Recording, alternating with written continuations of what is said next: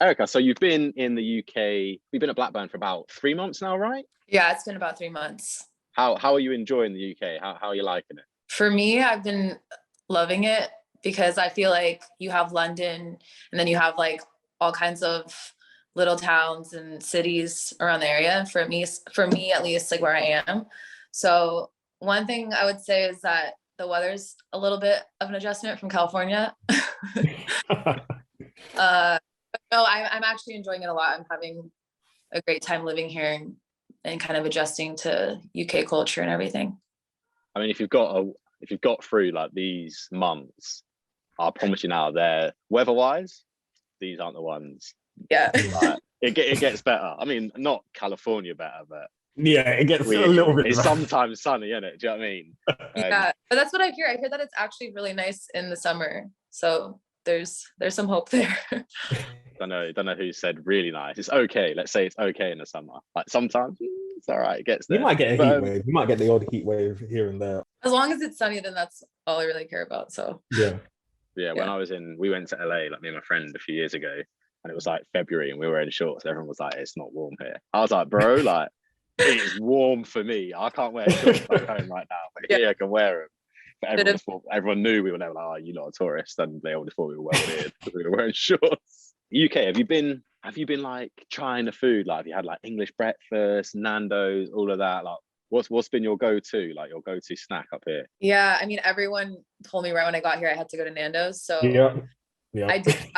I went to watch a West Ham game, and then after we went to the Trafford Center and got Nando's, and I wasn't expecting to enjoy it that much, and I actually did. So I really liked Nando's. I tried that. I tried English breakfast, and just drinking tea because that's what everyone does here. So yeah, I've been trying a lot of different things. That's like quintessential England. A little bit of tea, little full English breakfast. But Nando's, like, have you worked out your order yet, or are you still like, oh, when I go, I'll just try it and then see what happens? Or are you like, listen, this is the order. Like, if you speak to Jay, this guy will be like, no, I don't even need to look at the menu. Like, don't even. That's my place. That's my favorite place, Nando's. Like, I'll put it up there. I'll do the halloumi sticks. Oh, nice. The halloumi sticks dip is really good, and then I'll get the butterfly chicken. That's nice. Yeah, it is the same order, but I'm enjoying it every time I go, so I'm gonna stick to it.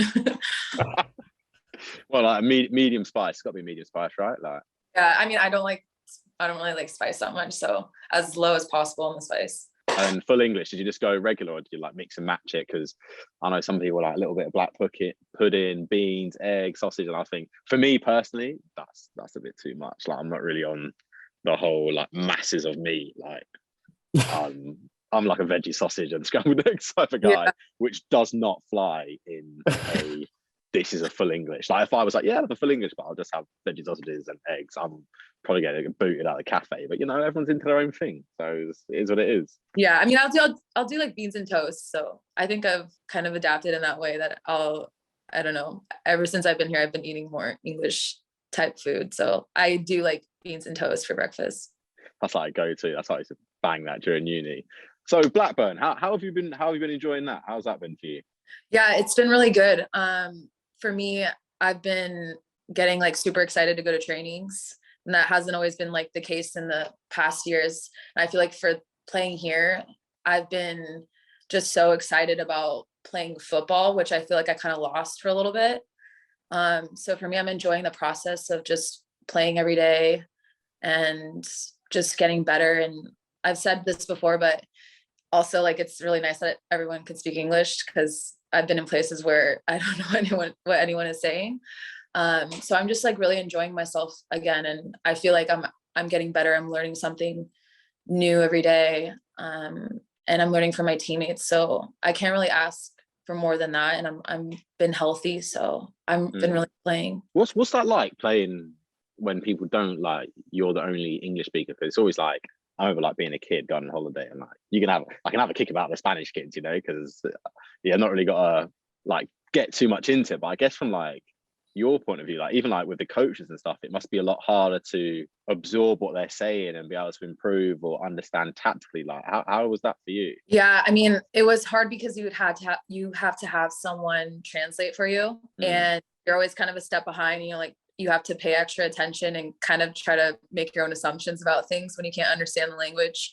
I mean, I think obviously you can like speak to people, I guess, like in a way that's not nonverbal, So I feel like it's like you kind of have to try to connect with someone while you're playing with them, not always like on a verbal basis. So I think that was just an extra challenge for me. But I think that, yeah, communication is such a huge part of the game that is a really important aspect, but you can still figure it out and you start picking up on like little words that are important, just like left or right or back and front. And you kind of have to just adjust. But it's definitely been a big difference with understanding the language too. Tactically, was it a big difference from where you was before to now, or do you feel like it's the same kind of process? When I was in Sweden, a lot of the drills, they would explain the drill, and then you just go into the drill and you're just like you don't really know what's going on. Have to act like you know what's going on sometimes. But I think that it is a huge difference because in Sweden, they did all speak Swedish on the team, and then I would have to have someone translate, but I have like a step to adjust. So yeah, I mean, not having that challenge is kind of nice right now. But I'm really grateful that I have had those challenges though, because I think that they let me develop too. Yeah, like you said, non-verbal like communication skills are like really important. So I guess like being almost forced into doing that like probably has helped your development. Like I'm really glad that you said that you're like really enjoying your football now. Like I guess when it's like your job and stuff, it's so important that you are enjoying it. What else are like contributing factors that are like you wake up, you think like, you know what, like I'm like I love football at the moment. It's been such a dream for me to come to England because of the culture and I just like think to that sounds a little bit cheesy, but like I just think to myself, I'm like, I'm in England, like I'm playing here, and I get surrounded by football and the culture, and just even playing in the championship league too, like you play against really, really good players too, and a lot of players that have played in the first league and everything, so that's exciting just to be around that, and just the network of people too here in football. So I think for me, I'm excited about not just going to go play, but also like where I am and my surroundings, and like the network that I'm in is something I've been wanting. I read an interview of yours, and you said about like taking a break from football to do other things.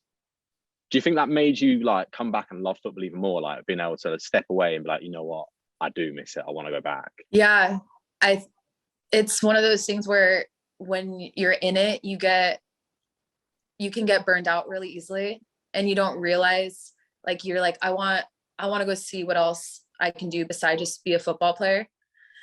And for me, I think I took a lot of things for granted just because I had it every single day. I was always playing football, I was always training. And then I know like a lot of players can relate to like what I'm going to say, but you want that break. And then like once you get it, then you're like, oh, like I actually miss it. It's kind of like, it can be a love-hate relationship sometimes, but I think that with that break, it just made me so much more grateful. And like, I understand what it's like to like not have football for a couple of years. And to like have that knowledge makes me just appreciate and like be in the moment and understand that football isn't forever. So I think like it's made me just like be so happy when I'm playing and much more appreciative, like I said. I do get that, like, because like you think about it, and like from when you probably first started playing football, like when do you stop? Like you don't really, do you? Like, and if you go on to like, okay, this is what I'm gonna do, like you don't have a break. It's not like, well, you might get a break like physically, oh, I'm gonna go to sleep for 8 hours, but in terms of I'm playing football every single day, like your mind must be so, and it's like I'm not playing, but I'm thinking about it. And it is like I don't play, but like even I just work in football, and like sometimes I'm like, I need a break. Like I come home and I'm like, I don't want to talk about it today because it's just been from every angle, and I'm like, I'm exhausted. Like, and that's not even training or playing, like just mentally, I'm like, oh, you know what? I can't deal with this today. Like I just want to go to bed and just switch off. Yeah. I think you need a balance too. And I don't think that it's hard to get a balance when you're playing at such a high level, because you need to be practicing all the time. You need to be in trainings. So it's hard to like have that balance. But I think that, like what you said, you can just get so absorbed in it that you feel like you need to step back. I mean, for a lot of different things, not just football, like not just playing, you know. And obviously you've played in quite a few different countries. I don't know, where does traveling rank for you? Is traveling like something you enjoy, or has it been like, oh, it's just another part of football, like being an elite footballer? Is it just part and parcel for you, or is it like something that you're like, oh, like I'd love for football would be able to take me around the world? Yeah, I think traveling for me, first comes the football, obviously. So if that takes me to a new place and I can explore around the new place, then that's great. But of course, football always comes first as far as priority over traveling. But I think what's been exciting about traveling around too is like you get to see the different styles of play in different countries. So like seeing how women play in Germany and seeing how women play in Switzerland or in Sweden, those are different styles and they're different systems of playing in. That can also be a challenge of like going to different places, but again, you pick up on a lot of things like the different styles, and it is different depending on where you're playing. When did you realize that football was something that you wanted to pursue professionally? When I was a teenager, I really thought I was going to play professionally after college. And then once I was in college, I experienced a burnout where I just was like, I want to see what else I can do. So I had the idea when I was younger, and I really was driven by that. And then when I was in college, I was kind of changing that. So I think that I decided to play professionally. Like that dream came to me again when I was probably, I would say like 24, when I was 24 years old. And I actually went to go do some camps in Barcelona. I got invited to go be like a coach over there. And when I was just surrounded by it again, and I saw my friends playing in Europe, because I had a lot of teammates who were able to start playing professionally in Europe, kind of like the combination of both of that, I was like, I want to see if I can do this, and I want to see if I can play again, because I just feel like my body's super healthy and I still have it in me. So I think like that dream started up again, probably when I was about like 24, I'd say it was. Do you think you can tell, like from watching a player, like you were saying, like the different styles, like can you recognize a style from watching a player? Like could you be like, oh, like, I bet that player played in Germany, or like, is it like, I feel like I've just got like a super untrained and uncultured eye because I can't tell. But like, is that something that like you fully notice now?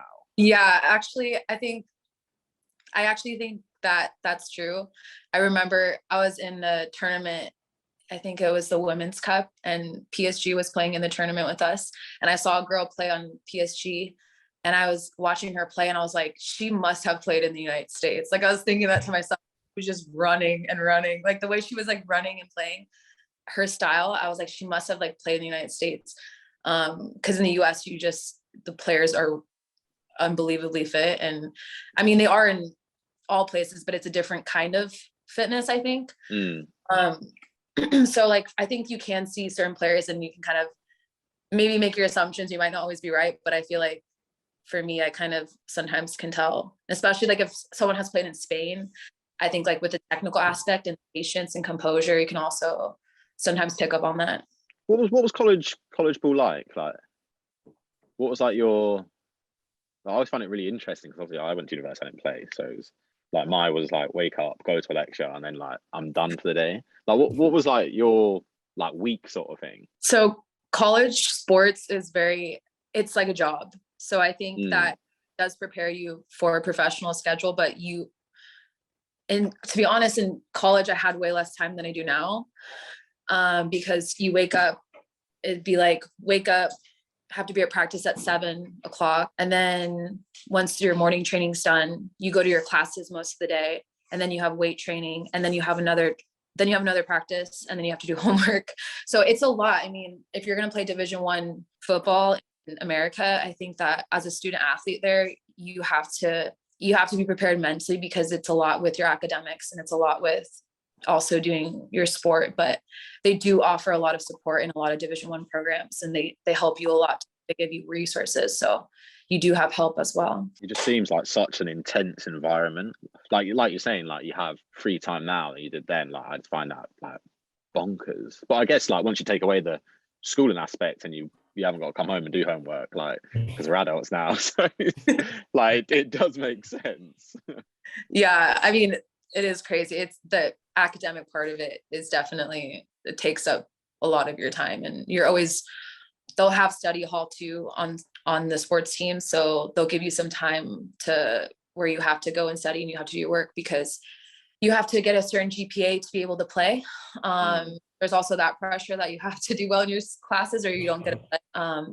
It's a lot though, but you benefit a lot from it as well. Would you recommend it? Like I look back at my university days and like as much as I loved it, I do think like maybe I did it because I didn't know what was next, and it was like almost like treading water. So like I feel like to people now, if I was to recommend it, I'd be like, oh, if you know that's your route, like yeah, like 100% do it. But yeah, what would be your advice for someone? I mean, that's a good question. I think with that too, because if we're talking about also playing football, it's different, because if you're going to play football, I've met girls that are on my team now. So there's actually a girl that she was going to go play in the US, but she signed for Man United instead.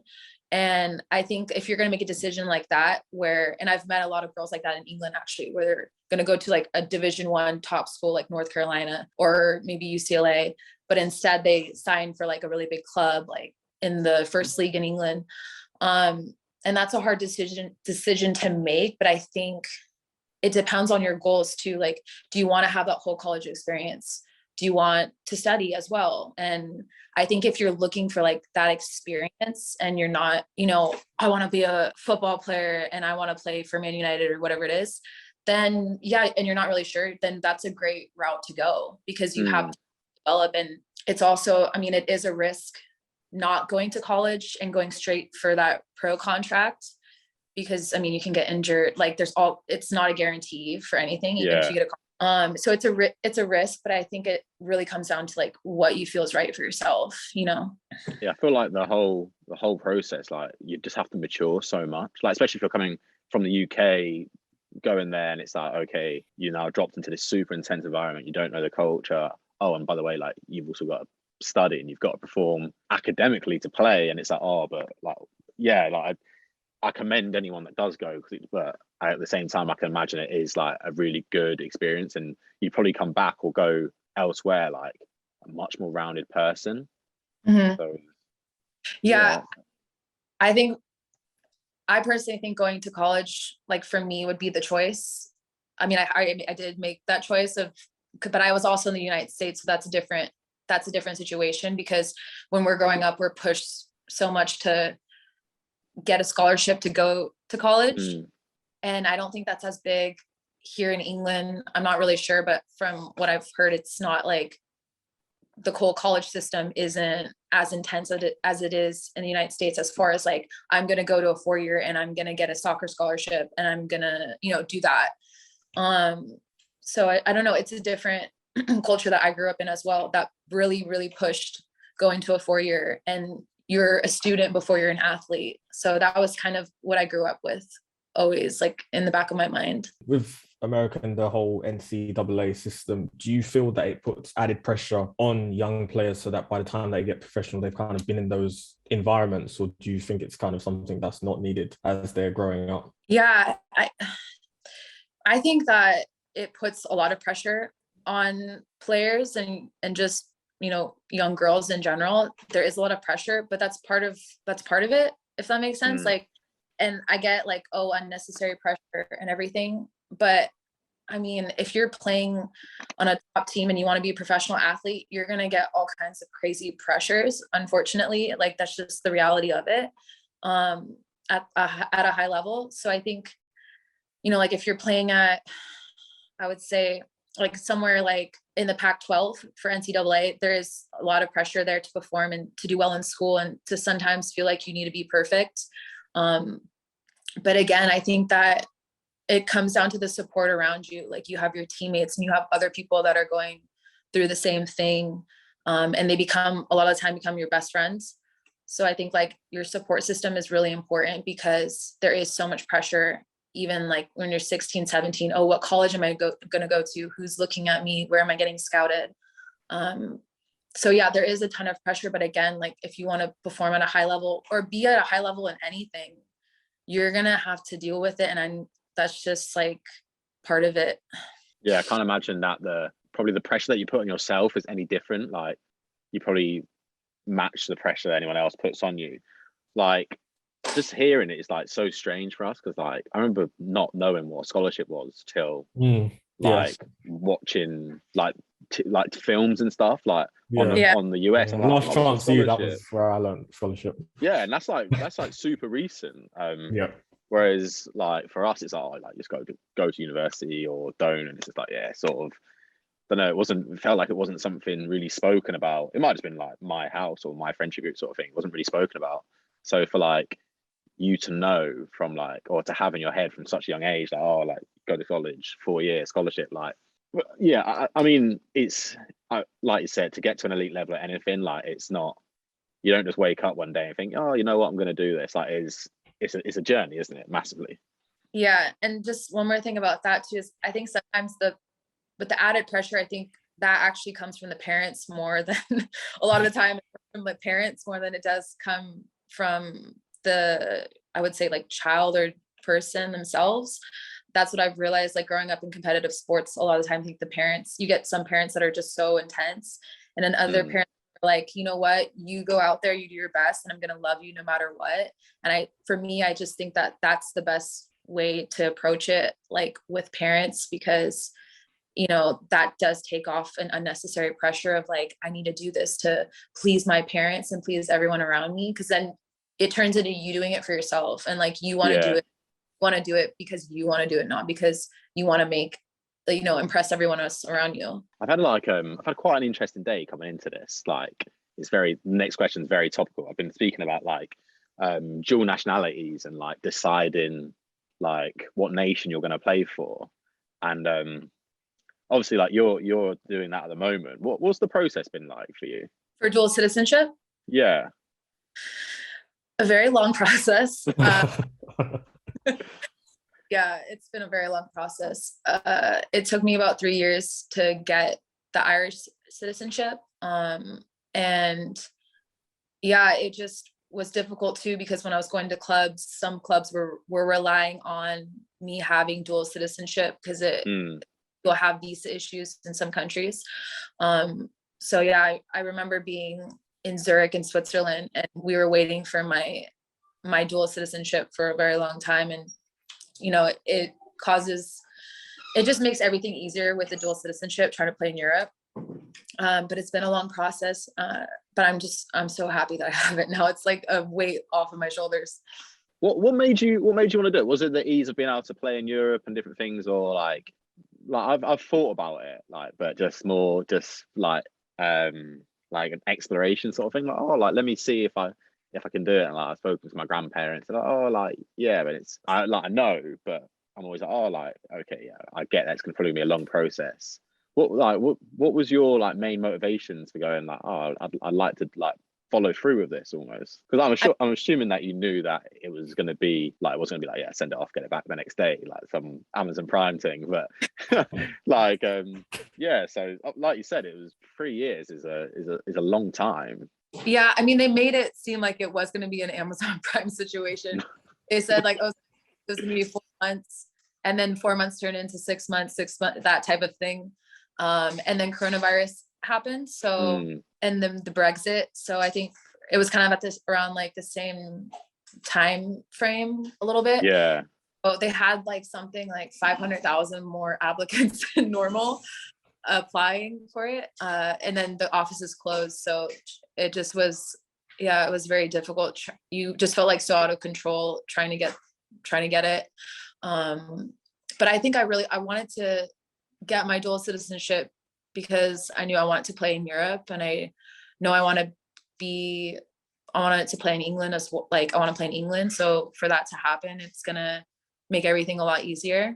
That was my main motivation, honestly. And of course, my dad is super proud of being Irish, and my family is. So I was like, seems like a good reason to get it. Where do you reckon it will rank? Like, if you come to and you make your debut, like international debut, where do you reckon, where will that rank in your career? Like number one, 100%. If that ever did happen, that would be like a dream come true. So that would be number one. Yeah. I always think, like, I don't know, I feel like international football's almost lost its shine a bit. This is a wider issue. This isn't just, I'm not like, what's it gonna be number one for you?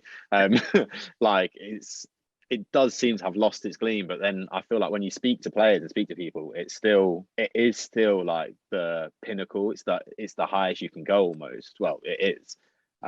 So yeah, that's really interesting that it would be right up there for you. So obviously you said prior to that, your Champions League has been a highlight. Well, how was that, playing in the Champions League? How did that? Yeah, I think that was just, I remember when he announced the team to go, because we were going over to Russia to play, and when he announced the team and I saw like I was on the roster to go, I was just like, because I just got onto the team too. I came from a team that never qualified for Champions League, and I was going to stay there because I wanted to play Champions League, but then I got an opportunity to go to a better team.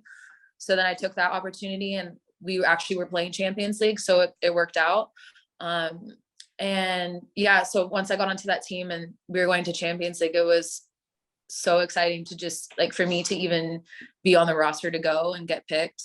But that was just like such a happy moment, because I don't know, maybe like quitting football and then being able to like find yourself like at a Champions League game, I think is just a really like special moment. Like for myself, it was. I just felt like if you look at your journey and you think like, I was ready to like stop, or like you did, I did stop, and it's like, now I'm here. Like, it must have been like a serious pinch me moment. Like what is going on, West?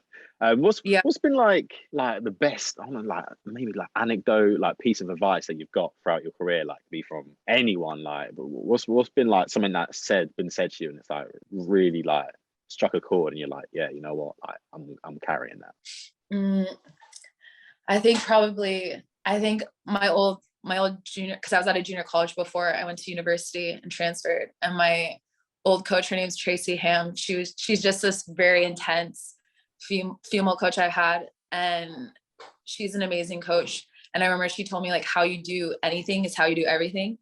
And I think that is just such a great piece of advice for myself, because I think it pushes me to understand, like, not just in football, but in other areas of my life. Like if I'm going to set out to do something, do it the best that you can do it. And sometimes maybe you're not always 100%, but whatever your 100% is that day, like you have to give it. So for me, I think like, yeah, how you do anything is how you do everything. And that's probably the best piece of advice, like I said, because it carries me other places in my life, not just football. Yeah, both applies both on and off the field sort of thing. I'm going to go all the way back, circle the way back and go back to like the UK. How have you found like football culture in England? Like you said that you went to a West Ham game. How have you found English football culture compared to some of the other places that you've been to? Oh, it's so intense. Like to put it politely. Yeah. I remember at the West Ham game, there was these little kids behind us, and we had really good tickets. Like my friend was able to get us really good tickets, and there was these little kids behind us that were just, F-bombs, the word, every bad word that there is, they definitely did that. And I was like, and their voice, they're really small. They're probably like 10 years old. And I'm just like looking around, and it's normal to everyone around us. I was like, okay. But I love the culture in England because of the passion too. So for me, it's just like someone who loves football. It's really great. But to be honest, it's a little rough because I don't watch a lot of men's football, to be honest. I've watched a lot of women's, and people will say players, and I'm just like, I'm sorry, I don't know. I don't know who that is. So I have to watch more men's football, I think, to fit in here. It's just so much to consume. Like, I just find it so hard to be across, especially like women's leagues, men's leagues, like matches are on top of each other, like, and then like for you, you've got to factor in playing as well. So like when you're like, oh, this game kicks off here, you're like, oh, I actually also kick off here as well. But yeah, there's just so much to consume. Like and it's never ending, it feels. Who's been the best player that you've played against? Who's like someone you've been like, you know what, this player is like ridiculous, like any level. Like, I mean, you could be like, oh, like when I was 10 years old, someone was amazing. But yeah, who's like someone you've looked at and been like, no, you're ridiculous? I have a roommate and she keeps pointing to herself, but yeah. But I think that's more of like when we played against Bayern Munich when I was at Zurich, and just playing against them was like you just see a different level. Like you can tell it's just a different level. And I think like when I went to Switzerland and I got exposed to like seeing like PSG and AC Milan and like these different big name clubs, you really can like see just like the difference as far as the level. But I would say playing against them, they just had so many good players. It's hard to just be like, oh, this one person. And of course, like I've played against players that aren't big name players for different reasons. They maybe haven't gotten the exposure or whatever it is. But like my friend Noor, she's probably been one of I haven't played against her formally, but she just playing against her because she's like 6'1" and trying to mark 6'1" girl, like that's a forward. It's just like that's a challenge in itself, and she's so strong. So I would say like she's one of the toughest people I've played against, but she's still in beating me, so that's okay. I think that's like one of my things I love about football. Like on any given day, you could play against someone and they play ridiculous, and you're like, listen, this is the best person ever. And someone's like, no, they've not really done anything. You're like I know, I played, like I had to deal with that for 90 minutes, and I'm telling you now, like that's not for me. Yeah, but I think like even in Sweden, we played against, because I played in the second league in Sweden, so we played against a lot of players that were at big name clubs, but they just couldn't commit their full time anymore to playing first league. So I mean, I've played against girls that have like played in World Cups and played for national teams, and you can just, even though they're not playing at the top level anymore, they still have like that skill, and you can just tell like why they did play at that level. And again, you don't always have to be like a big name person. Like there's tons of players that you're just like, who is this person? And like they are amazing, you know? Absolutely. Eric, what are your goals going forward? Let's say like for the next, like the rest, I want to say 2022. That's the right year, isn't it? Yeah, 2022 is the right year. The rest of 2022, like what are your goals? Like personal, professional, like what do you want to do? Yeah, I think for me, my goals would be I'm trying to focus on every single day, just getting better and better. Keeping my fitness, keep getting stronger every single day, and enjoying my football. But I mean, for me, I want to play in as many games as possible. I want to get as many minutes. That's been my goal since I've been here. So I'm focused on that, and just to like finish our season off with a couple more wins. We won our last game, and we've been playing a lot better. So I think for my team to continue doing that, and hopefully some clean sheets in the defense. Love that. I love a clean sheet. I always think like I played defender growing up, but I could never really get behind it. I always rather score a goal. I'll be honest with you. I don't know if that's from spit your water out, like from getting shifted back, because it was one of them players. It's like, yeah, you can play here. Now you're going to go play there. I'm like, cool. And then it's like, oh, like clean sheet, and I'm like, yeah, but I'd rather score. I can't go to school and brag about a clean sheet. Like no one cares. But I was like, what? Being a 13-year-old, I just wanted the glory. You know? That's just how it was. There's definitely a little bit more glory behind obviously goals than clean sheets for sure. I think you're right about that. I feel like if you're in a team though, and it's like training all the time, like and you're like super close, like as a defensive unit, you can probably take pride in that and be like this is ours. Like enjoy your goal, innit? But if we didn't do this, it don't matter. It don't matter what you do up there. Like with defending, it feels like when you do a last ditch tackle, you do something to stop the other team scoring, you don't get to celebrate it. So everyone will just tap each other like, yeah, that was great, but you have to keep playing. Whereas like when someone scores a goal, everyone stops, people run to the flag and stuff. So it's like, you know how important it is to defend him, but it's like you just don't get time on the pitch to like really celebrate. Like NFL, you see them like every tackle, like there's 2 minutes to like celebrate. But I feel like that's something that's missing like in football. Like I would love defenders to just stop for a second and say, we just did that, celebrate, have a timeout, and then like just get back to the game. I think the closest thing would be probably which happened in our last game against Sunderland, that that our goalkeepers stopped a penalty kick at like the last. Everyone like ran up to her back and stuff, but everyone's like, oh, like running back, like Basically what Jay's asking for is if you just make a clearance, just a little knee slide to follow, or be like, that's what. Imagine how ridiculous that would be. Like you can't switch off. Like it's just like, no, let's. Yeah, you just left a massive hole for that team to attack. Honestly, ridiculous. Erica, thank you so much for joining us, and best of luck in the rest of this season. And people at home, thank you so much for watching. We'll catch you next time.